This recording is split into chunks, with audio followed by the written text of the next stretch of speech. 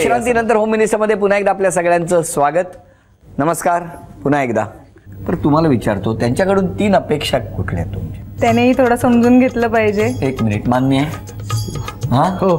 दुसरी अपेक्षा, वेळ दिला पाहिजे. ट्राय करणार.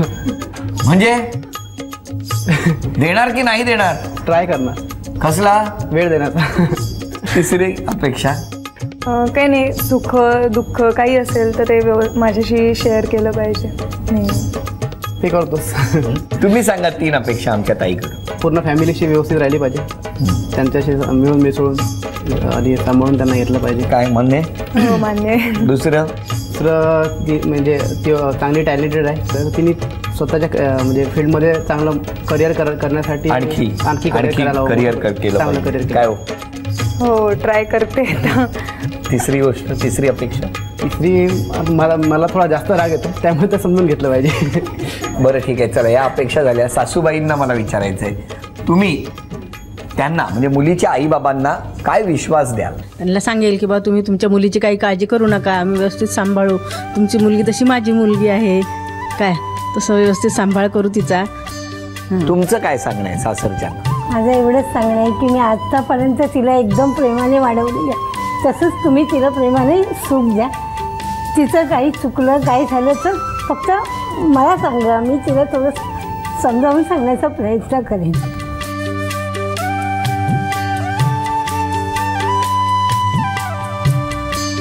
आई, तुम्ही तुमच्या मुलाला, नवीन मुलगी आता म्हणजे सून घरात येणार आहे, तर एक बदल करायचा असेल तर कुठला बदल करायला सांगाल?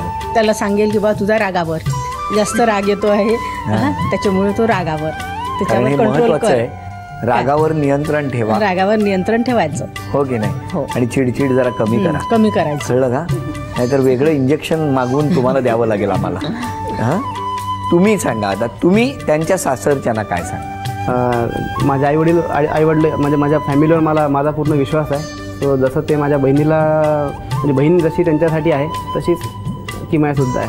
सो ते जेवढं माझ्या बहिणीवर प्रेम करतात सेम तिच्यावर प्रेम करतील, तेवढी मला 100% गॅरंटी आहे. त्यामुळे त्यांनी निश्चिंत राहायचं, काही काळजी करू नका. आणि जावई तर चांगला आहे त्यात नो डाऊट. जावयावर पूर्ण विश्वास ठेवायचा.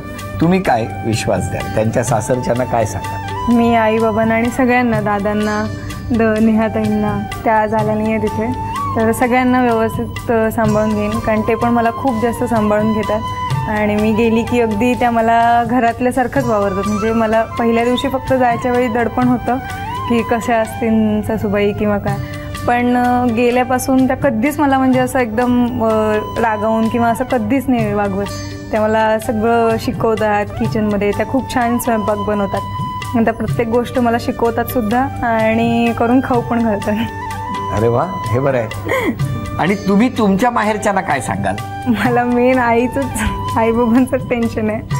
आई खूप जास्त अटॅच्ड आहे मला, त्यामुळे ती म्हणजे आत्तापासूनच ती कधी असं काय सिरियल किंवा काय गाणं बघितलं तर रडायला लागते. नांदा सौख्य बघितलं तुम्ही? हो बघितलं. देवा, तर मग तिचीच फक्त काळजी आहे की काय काळजी करू नका. किंबहुना मला वाटलेलं ही सांगेल तुम्हाला की तू काळजी करू नको, ह्यांना मी बघून घेते. एकीकडे अनुभवी ज्यांनी अनेक वर्ष संसार केलेला आहे आणि संसाराची दोन्हीही चाकं व्यवस्थित चालवत आपल्या मुलांना खूप उत्तम संस्कार दिलेले आहेत, आणि दुसरीकडे आपला हा संसार सुरू करू पाहणारी ही दोघे, या दोघांनाही शुभेच्छा देऊया. हसत राहा, आनंदी राहा.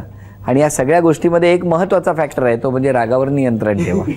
आणि ताई पेशाने डॉक्टर आहेत, थोडं इकडे तिकडे झालं तर जरा समजून घे.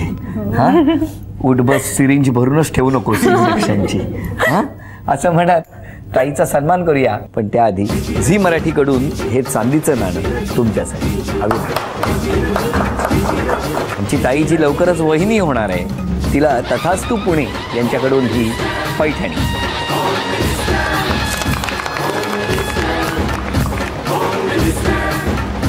अभिनंदन.